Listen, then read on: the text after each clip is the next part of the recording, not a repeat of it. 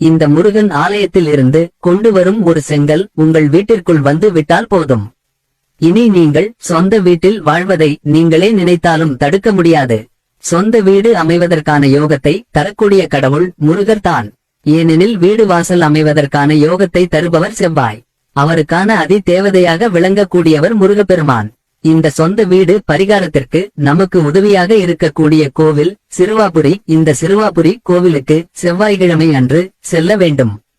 அப்படி செல்லும் போது புதிதாக ஒரு செங்கல் வாங்கி அந்த செங்கலை கோவிலில் வைத்து நன்றாக சுத்தம் செய்து மஞ்சள் குங்குமம் பொட்டு வைத்து கோவிலின் ஏதேனும் ஒரு இடத்தில் இந்த செங்கலை வைத்து மனதார வழிபாடு செய்து விடுங்கள்.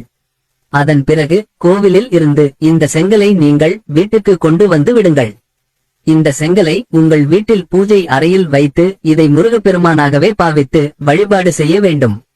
அதற்கு செவ்வாய்க்கிழமையில் இந்த செங்கலை பன்னீரால் சுத்தம் செய்து மஞ்சள் குங்குமம் பொட்டு வைத்து மலர் சூட்டி அர்ச்சனை செய்து வழிபாடு செய்யுங்கள். இந்த நேரத்தில் எல்லாம் உங்களுக்கு சொந்த வீடு அமைய வேண்டும் என்ற வேண்டுதலை திரும்ப திரும்ப கேட்டுக்கொண்டே இருங்கள். இந்த வேண்டுதலானது விரைவில் நிறைவேறி சொந்த வீடு வாங்குவதற்கான யோகம் உங்களுக்கு விரைவில் கிடைக்கும் என்று சொல்லப்படுகிறது. அப்படி வீடு கட்டும் யோகம் வரும்போது இந்த செங்கலை உங்களுடைய வீடு கட்டும் இடத்தில் முதலாவது கல்லாக சேர்த்துக் கொள்ளுங்கள்.